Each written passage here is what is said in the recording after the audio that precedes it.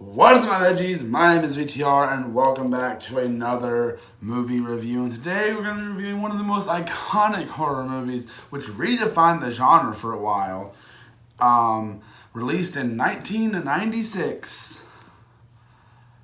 I almost said something completely different. Scream, which is one of my favorite franchises in the horror genre. Obviously, I'm a big sucker for all the iconic ones and just ones that are, I consider them.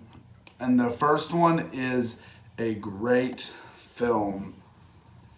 I love this movie to pieces from memory, and on rewatch, this movie is so much fun for a horror fan. It's got some surprisingly, there's some decent kills in this. You know, a lot of them are stabbings and stuff like that. They look nice with some of the effects and everything.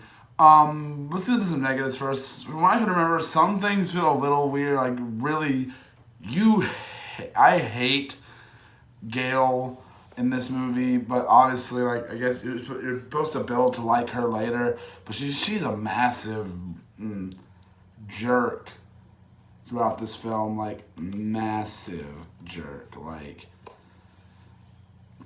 I just can't stand her at points because she's she really want to punch her in the face half the time she's on screen, but obviously that's the point of the character, and I guess that executes the character well, even though she is a major player in these movies. Sydney is a great protagonist. I'm so glad she's not one-dimensional like a lot of the horror movie heroines, or final girls, or whatever you want to call them. Dewey gets better in the other movies, because he's very weak in this one. He's a kind of comic relief, but the mystery with this movie is what holds it. You're really, but they set up so many red herrings, and some felt well, some are we're just gonna throw this in here to try to confuse you, and oh no, we killed that person, so they're not the bad guy, obviously. And they do a lot of red herrings in the way that they try to confuse you, and this is a fun horror movie, and if you haven't seen it, you're gonna be guessing yourself, being okay, it's a good mystery as well. So you gotta kind of, it's a big whodunit.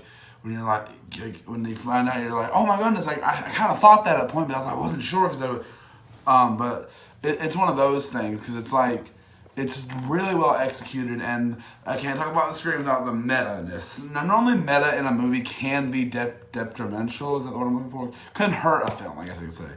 Can hurt a film drastically. This is not one of those films, but that can hurt a film. And this isn't one of those movies where it hurts it. It's actually done pretty well. Because that's part of the Scream franchise. It's a commentary on horror films and points out their flaws and everything. Even though doing some of it themselves, and even at points it's not very satire, especially with the opening. The opening is great. I love Drew Barrymore in the opening is just completely phenomenal. And there are some nice kills and some nice ways that this is done. I don't remember, because I remember this one a lot more than the other ones. I don't really remember much from the second one. But this movie is such a fun horror movie, and it is one of the best, probably the best in the franchise, obviously.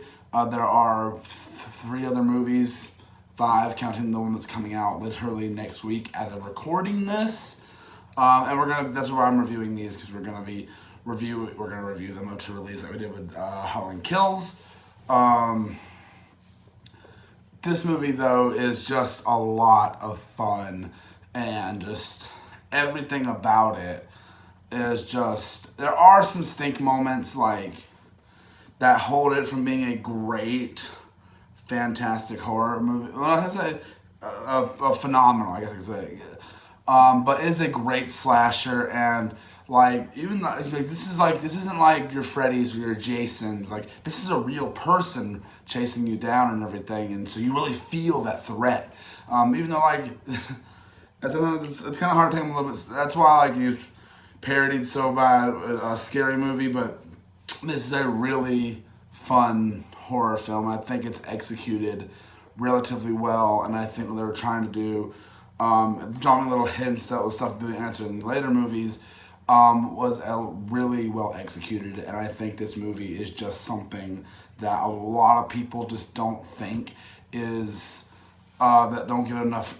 It gives it credit, but I don't think a lot of people nowadays would be too into it. I'm not sure though. I'd love to know, like, if you've never seen Scream before and like you're like in the age of like 15 and to 17. I'm really curious if you would be interested in this film. 'Cause I saw this when I was real little, and growing up, so what is my our Rotten Tomatoes score for both audiences and critics? It is 79. That is, you never really see that with a movie on Rotten Tomatoes, with it being spot on. Critics and audiences agree with the ranking of the movie, and it's a really fun film. And I do think if you're a horror fan, if you've never seen it, you need a good horror film. You've always wanted to get into the franchise. Now is the best time to do it, and it is a good movie. And I have to give it a solid 3.5 out of 5 stars. I have to give it that because it is a really great movie, and I don't want to be too nice to it, but that's what I'm going to put it as 3.5 stars. And I hope you guys enjoyed this review. That's really all I have to say for this review. But guys, what did you guys think of Scream? Are you looking forward to the new one? We'll be getting our review for Scream 2 up.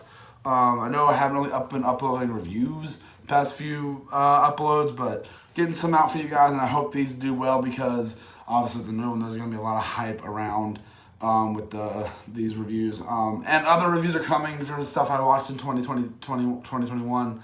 Don't worry, those are still happening. And obviously my top 12s from 2020 and 2021 will be happening hopefully before March. But I hope you guys enjoyed this review, and I will see you guys in the next video. Bye!